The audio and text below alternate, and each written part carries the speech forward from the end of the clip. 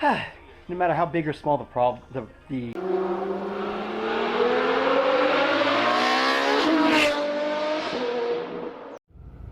Hey guys, so the pump for the washer went out, so naturally I'm back at my, wrong sign. I'm back at my guys at Eurosport Tuning to get a pump. So, as per usual, after I get the pump, I will roll by European Automotive, see what sweet cars they have there today, what cars they're working on. All right, see you in a sec. Pump acquired. Ooh, 360. A couple BMWs, Audi.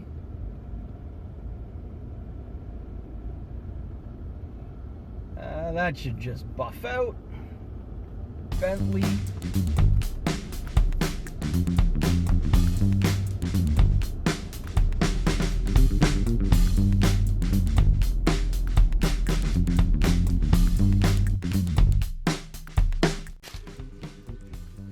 Hello, back for more.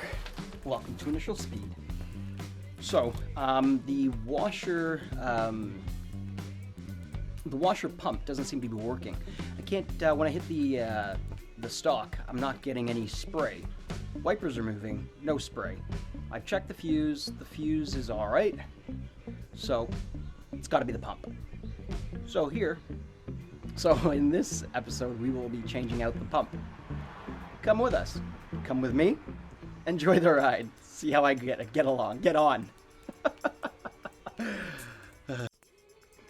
Let me just show you what's going on here.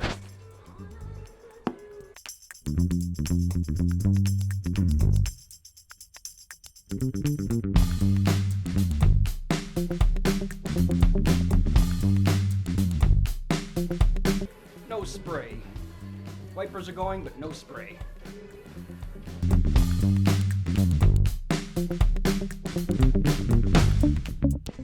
Let's remedy that. All right, so gotta pull this bolt, get the washer bottle out. The pump is back in here. Yeah, so we're gonna take the bottle out. Gonna take this off, take these two screws out, or bolts out. Then we can pull the bottle out, change out the pump, and try to lose as little fluid as possible. So it's a 10 mil socket, 10 millimeter.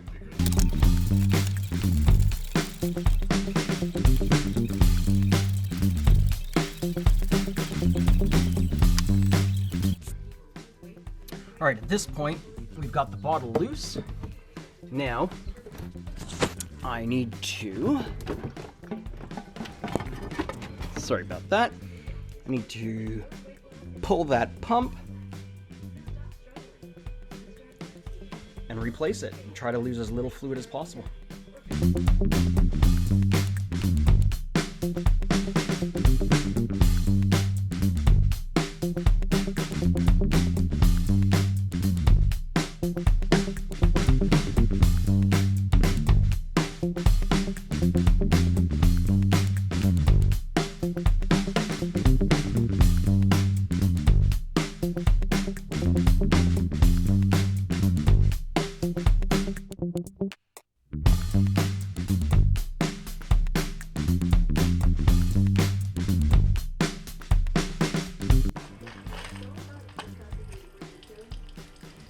Well, that didn't go as planned. Even when you're extremely confident, things go wrong. So a little bit of an update. The reason why the washer fluid ran out so quickly was because I got a little overexcited and I pushed the see that rubber there? I pushed that into the bottle, and that's what caused everything to continue to flow even after I put the new pump in. The other issue is I've noticed there are 2 cut wires under here. So here, let me give you a little view. So these were cut, not completely like this. I just cut this, but they were cut. So that's possibly the reason why the washer pump wasn't working. So I've decided that while we're under here, we're going to put the new one in. I'll hold the old one, put it off to the side, test it later, and if it works, then just keep it as a backup. So at this point, I'm going to put the wires back together. Then I'll tape them up nicely and tuck everything away. Spend a little bit of extra time to make sure everything's tucked away nicely, and test the pump to make sure it works, and put the bottle back in, and that'll be that. All right, let's give this a shot and see where it goes. Okay, so I put a pump in, hooked everything up, and we're going to try it now.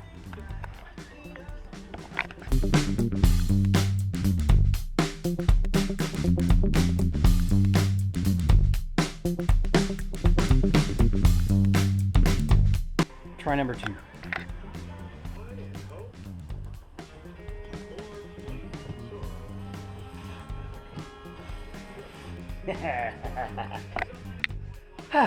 No matter how big or small the project is, it's always satisfying to know that you fixed it. Alright. Now I know I need to adjust those jets. They don't seem like they're quite right. So let me button this up, and then I will show you how to adjust the jets. Whew. Washer fluid. Who knew I'd be so happy to have washer fluid again? Just in time for summer when I probably don't need it. Oh well. Way it goes. Alright, so what you do to adjust the jets. So the jets are the parts that squirt the water or the washer fluid on both sides. So I've got one that's actually, well, the passenger side is pretty blocked up. So what I did was I used one of my picks to adjust, but the best way to do it is to use a pin. If you use a pin, you have a bit more control, as well as you can kind of clean out the jet. So that's what I've done on the driver's side. I'm going to do that for the passenger side, and that's that.